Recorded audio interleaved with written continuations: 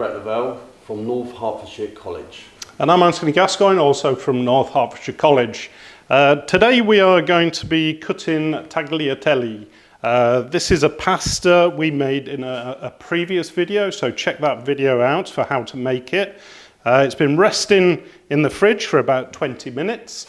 And we're simply going to cut the tagliatelle two different ways. We're going to use the machine to cut the tagliatelle, and Dave is also going to cut some tagliatelle by hand, so you can see the variation. There's no real preference. The machine will do a more regular cut. However, hand cut can be more authentic and a little bit more rustic maybe. Yeah, and it gives you the chance, if you've got a pasta machine at home or you don't have the cutter, you don't necessarily need to rely on that tool. That's right. So we're going to take about a quarter of that dough. We don't want to be putting too much pasta through the machine in one go. We don't want it sticking, so we're going to start off with a rolling pin just so we can gauge how tacky it is, so we can incorporate a little bit of flour as it's needed. Okay. Also, it's not going to stress it if we put it through the machine and we just use our hands to compress it. This way it gives it a bit more chance to rest. That's right, Dave. And it's with the machine, we always start off by rolling it at its thickest first as well. So we put it through the machine on its thickest setting. And we're going to put it through twice on every setting because, like you were saying, Dave, we don't want to stress the pasta and the pasta to rip and shred and tear or even stick. Would you, while you're rolling it, and we're going to get it ready for the linguine, tagliatelle, would you have it the same thickness as you would do if you were doing a filled pasta? I'd go slightly thicker, in my opinion. The reason for rolling ravioli so thin is you're doubling up on the pasta. You've got a bottom and you've got a top, so it's thicker. But also you want that transparency. You want to see what's going on in the inside of that ravioli or tortellini. Whereas obviously the idea of the tagliatelle is you've got a pasta which will take on the coating of whatever sauce you're serving it. Okay, so just again, go you through. can do this as a two-man job. As it gets thinner, having an extra set of hands for me to roll it out. Using the back of the hands. How's that look, Dave? Well, let's have a look. That's a good consistency to me, chef. Nice and tacky. Okay. So I'll just put another one through as well, quickly. Flour on this, chef.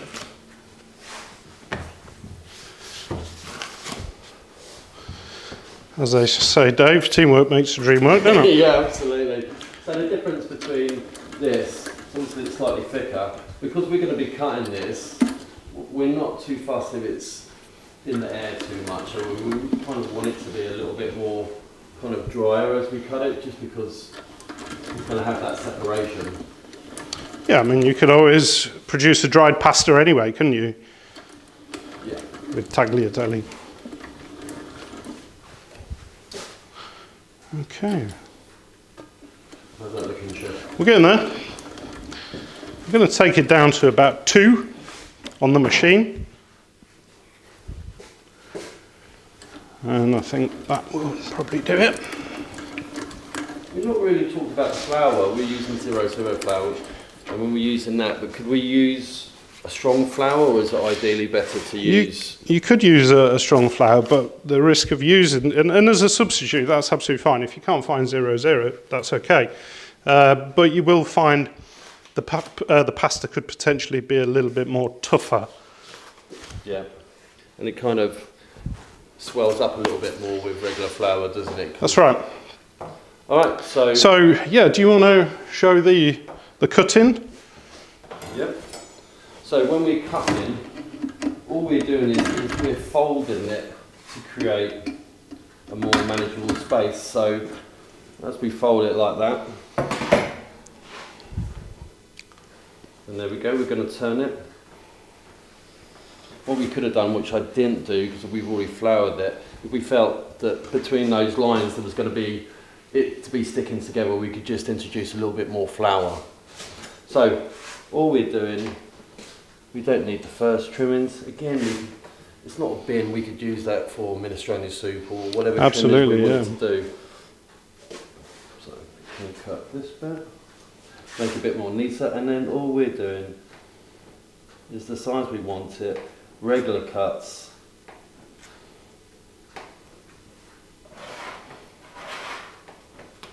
All uniform size. We know the thickness of the pasta is all there because it's been run through the machine.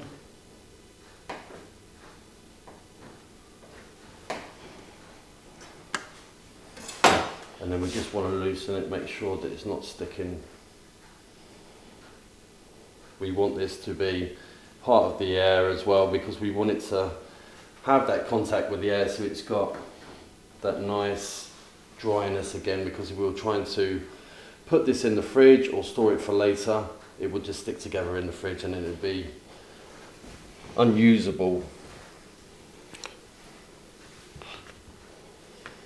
So different from where we're doing filled pasta, we want it to have the contact of the air for this moment because we want that separation.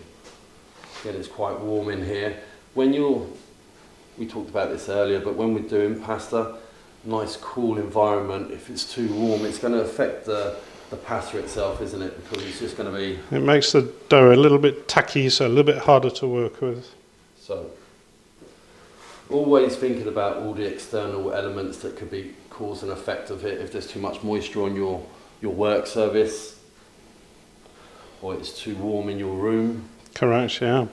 So all these things, all these small things make a difference to the end product, don't they? So we've always got to try be in control and mitigate any kind of issues as much as we can. Right, okay, so now after Dave has demonstrated cutting it by hand, we're going to use the machine. So what we've got here is an addition to the machine which just literally clips on the front, and this will cut down the pasta to a very uniform size. You will get some offcuts on the edges which are a little bit thinner. Again, you can discard those, use them in different other things. But as you can see, the cutter is regular grooves which are going to cut the pasta nice and neatly. You also get a different one for linguine and other sizes as well, but today we're going to look at tagliatelle.